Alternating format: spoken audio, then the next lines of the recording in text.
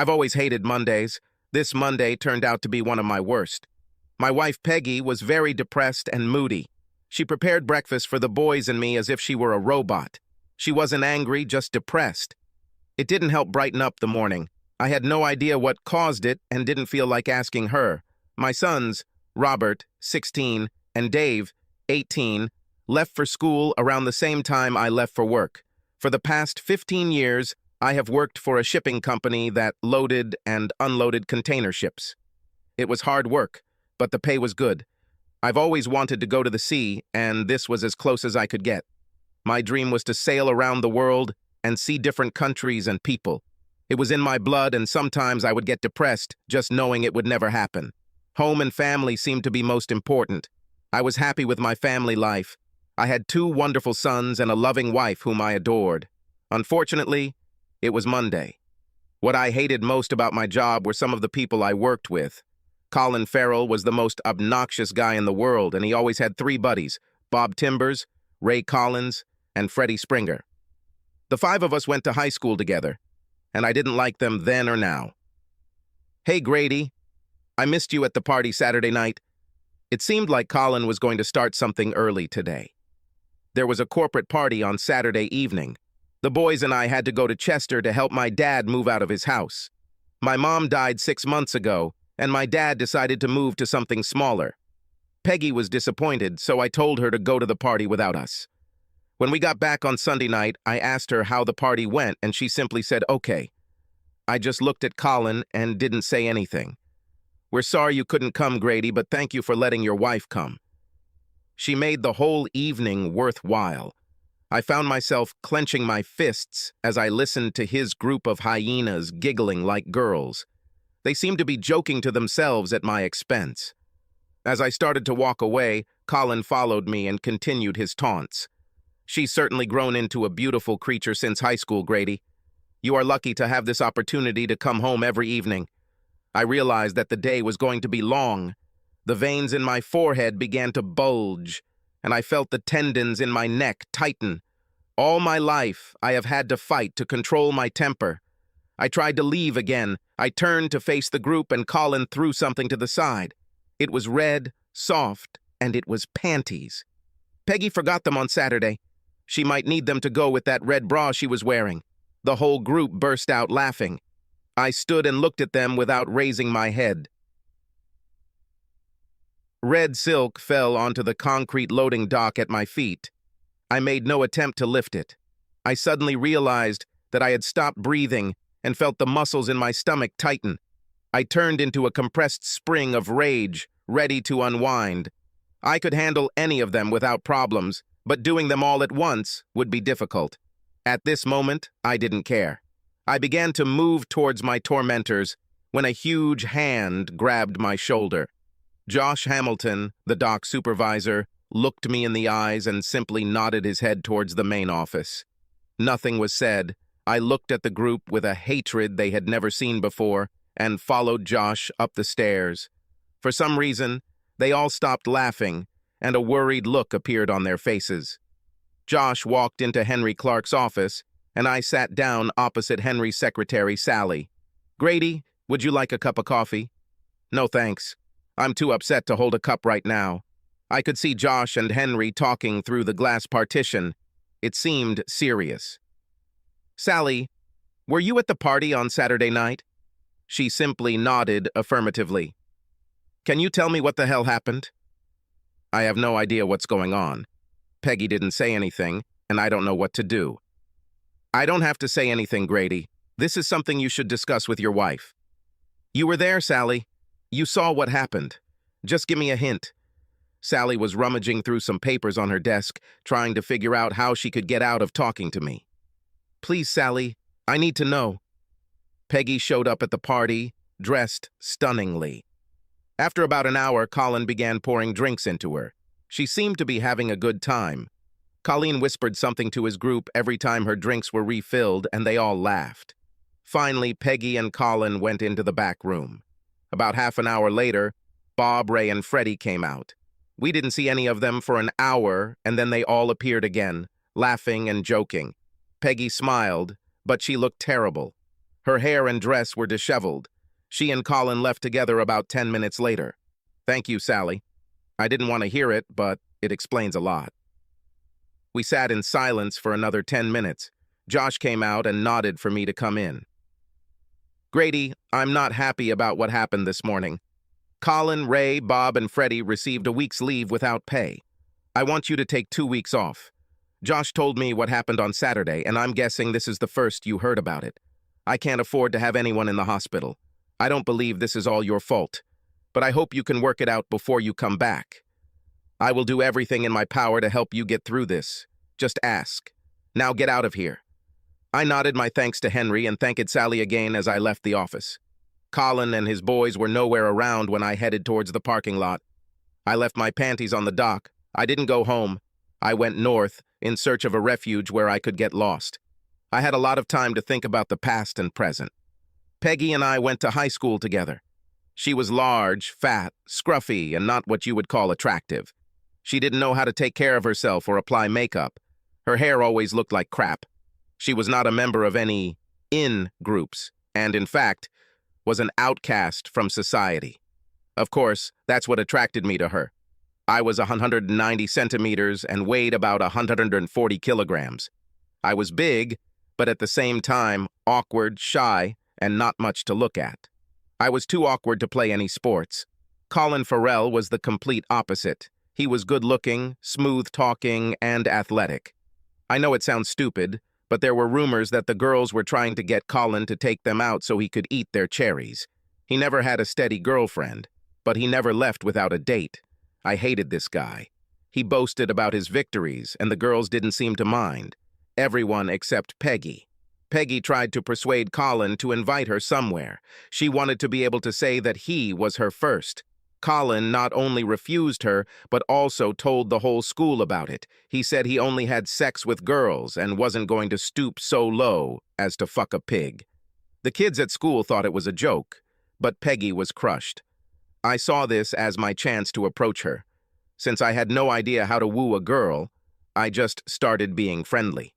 Pretty soon we became close, and by the time we left school, we were a couple. I was the one who managed to fuck her. After finishing school, I got a job as a laborer at a construction site. After a few years, my flab disappeared, and I was all muscle and tendon. I was strong and coordinated. It was nice to stop being a running joke. Peggy and I got married a year later. Robert and Dave were born very close to each other, and soon after Peggy began working out at the gym next door. The transformation was amazing. Somewhere along the way, she learned how to style her hair, apply the right amount of makeup, and dress to kill. She looked good, and I was proud to have her as my wife. I loved her when she was a frog, and my reward was a princess. When I got the job on the loading dock, our whole life changed for the better, right up until today. The A14 highway turned into A1, and I continued to reduce the number of kilometers. I knew where I was going, and it was just a matter of time. I thought about my 2 sons. They came from a large, powerful family and showed it. We made sure they were both active and that they didn't turn into lumps like we did. Dave was about 5 centimeters taller than Robert and a little thinner. Robert had big hands. They were both in good physical shape and could take care of themselves. We taught them restraint and the importance of not being bullies. They both had the same goal, to go to sea. I think it was in their blood. I promised that I would help them with whatever they wanted to do. Peggy was a good mother and a wonderful wife. She kept a good home and did not spend money on frivolous things.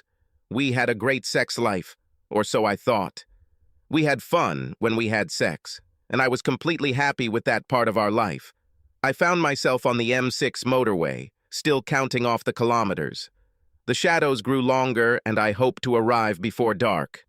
Port Patrick was a 7-hour drive, but it was the only place I wanted to be right now. I kept looking for the A75 and finally found it as the sun set. The Duke's Duck had plenty of parking this time of year. I gave the keys to the bartender and asked to make a reservation for a week. I had no luggage, no change of clothes, no razor, but I didn't care. He took the room key off the hook, gave it to me, and hung the car keys in the same place. I took a bottle of beer and sat down in the far corner. A street lamp shone through the amber glass of a bottle above my head. It's time to become numb and forget about everything in the world. I found myself waking up in my room late in the morning. I vaguely remembered how I got there. Usually one of the local regulars would help me up the stairs and lower me onto the bed. I never got under the sheets. I splashed some water on my face and took a couple of showers. I had to put the same clothes back on, so the shower didn't really help considering the smell. I began to grow a ferocious-looking beard. I had never let my facial hair grow, and it was a little annoying to see it in the state I was in. Every couple of days, they checked my credit card to make sure my account was updated. I had been wallowing in self-pity for a long time, and I was starting to get tired of it. I sat there, glassy-eyed, staring at the dartboard for the 1,000th time, when two men in uniform walked in. I watched them without looking at them. They talked to the bartender for a bit, and he nodded in my direction. He also pointed to my keys on the wall behind him. I assumed they were looking for me. I was amazed at my own intelligence. They didn't even try to talk to me. For the next 2 hours, they just poured coffee into me. Grady Baxter, do you think you can talk to us? Did I do something wrong? We just need to talk. Are you ready? Can we go outside? The sun was shining, but everything was wet. The cobblestones on the street in front of the pub were slippery, and I was in no hurry to cross to the causeway. The whole street was downhill, and I was still feeling a little tipsy. The cool air filled my lungs wonderfully. I don't smoke, but the air inside was so thick that the results were the same. I leaned over the granite seawall and vomited. It was mostly liquid because I hadn't eaten much solid food the last few days. My head began to clear, as did my eyes. My two companions waited patiently for me to come to my senses. I was beginning to feel responsible for causing them so much trouble. The bench I was sitting on was wet, but I didn't care. How can I help you, gentlemen? First of all, we were trying to find you because you had been missing for 10 days. Secondly, we are trying to find Colin Farrell and hope that you could help us. Well, you found me, so that part is solved. I haven't seen Colin Farrell since the day I arrived here. I believe the bartender has already informed you that I have not left the hotel since I checked in. I have no idea where Colin is, but I think I'll look for him when I get home. I chatted with them for about another hour. They had nothing to accuse me of, and after they were sure I was safe, they seemed only interested in talking about Colin. They found me thinking my credit card had been charged. I will remember not to make this mistake again if it ever happens again. I walked down the hill and bought some fresh clothes and a toothbrush. I decided I'd keep the beard for a while, even though I thought it looked crap. After taking my last shower, I paid the bill and headed home. I stopped 4 times along the way.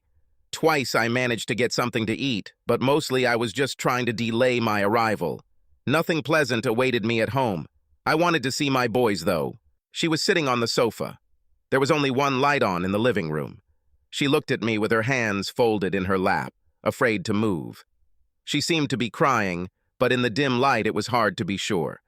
I went to get a beer, but the thought of it made me feel a little nauseous, so I grabbed a Coke instead. I sat down in the chair opposite her and waited for her to say something. The boys stayed with friends for the night. It was my idea for us to have some free time to talk. Why didn't you tell me about this before I found out? I don't know. I guess I was scared. How? I wasn't sure what you would think or do. I did something stupid, and it came back to haunt me. Did it backfire?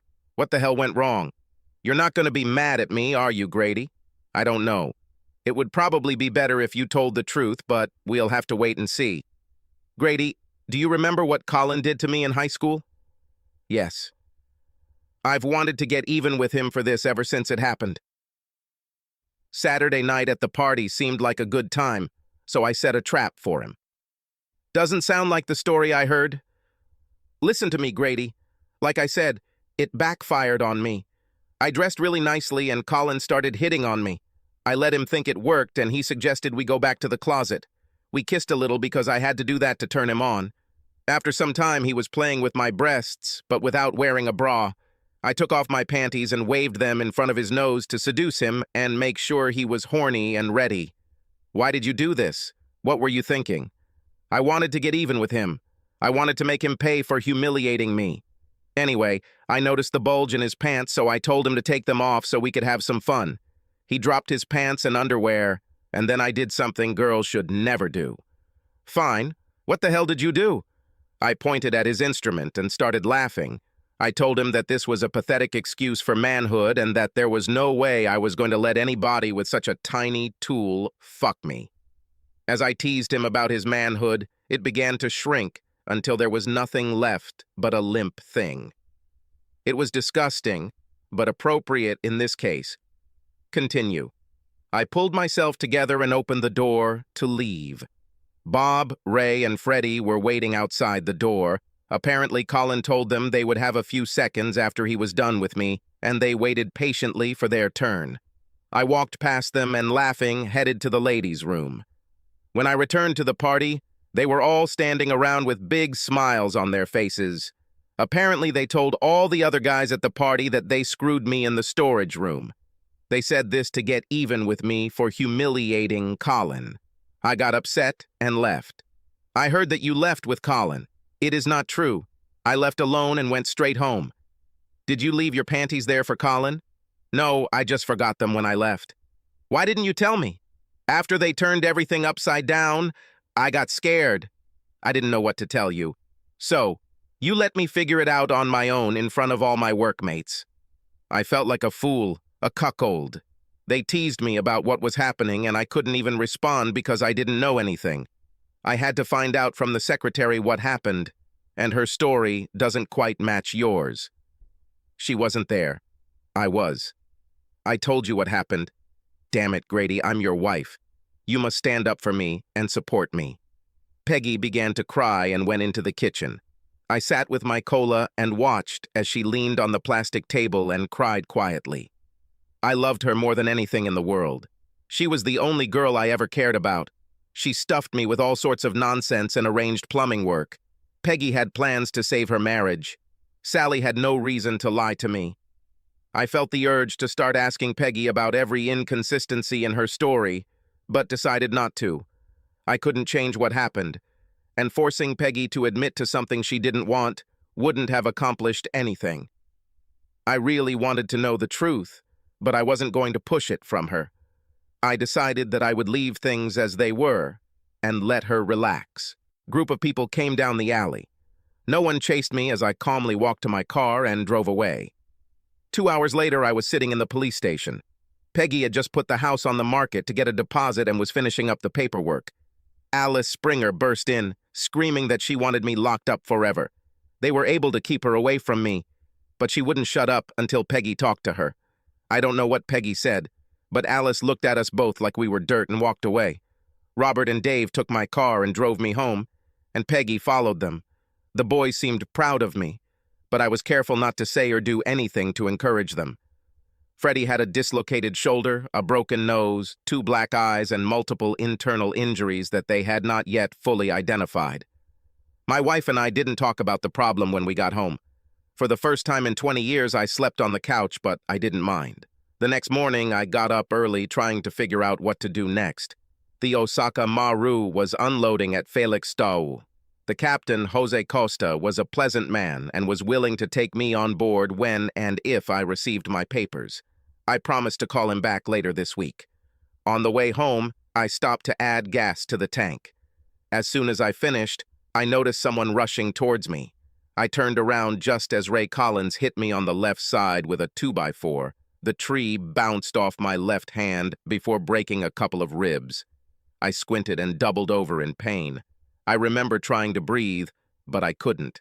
With my eyes closed, I saw bright white flashes and then felt my knees buckle. The wooden club made a funny clanging sound as it bounced on the asphalt. Ray was unable to hold her after the blow. My right hand shot forward as I fell and grabbed some flannel. I was able to spin to the left when I slammed my right flannel fist into the ground. I felt myself land hard on Ray's body. My eyes were still squeezed shut, trying to drown out the pain in my left side. I couldn't move my left arm. I acted on instinct as my right arm began to flail up and down. I don't know what I hit, but as long as it wasn't asphalt, everything was fine. Both sides of my body worked independently of each other. While my left side clenched for protection, my right side attacked everything it could find. At first, Ray squirmed under me, trying to free himself, but after a few seconds, he was motionless. I didn't stop hitting him until some clients pulled me away. I still couldn't get a good breath of air, and it hurt like hell. One of the doctors gave me an injection, and I slept the whole way to the hospital. I woke up a few hours later with a bandage on my left arm and my body tightly taped. I was able to breathe, but with caution. Peggy was there and didn't look happy. "Damn it, Grady, what do you think you're doing? You're making a hell of a fuss about this little problem at the party." "Sorry, honey, I did not do anything. Why did your boyfriend attack me with a baton? And what do you mean by a little trouble at the party? Either I will get a better explanation of what happened that Saturday, or I will continue to talk to people." "You're not talking. You hunt them down and beat them up." I smiled broadly at her. "Why would I want to do something like that? Stop acting like a bully and stop calling them my boyfriends." Peggy walked out the door just as the doctor entered. I was more bruised than broken. Ray swung that tree around like a little boy. My arm just hurt, and the cracks in my ribs were superficial. I only had pain and breathing problems from the fall. Early the next morning, Robert and Dave came and picked me up. They were grinning from ear to ear, and I told them to stop it. Ray, on the other hand, was in bad shape. He will eat through a straw for about a month until his jaw heals, and it will be at least a week until the swelling on his face goes down. Of course, all the hits were accidental, because at that moment, I had no idea why I was hitting.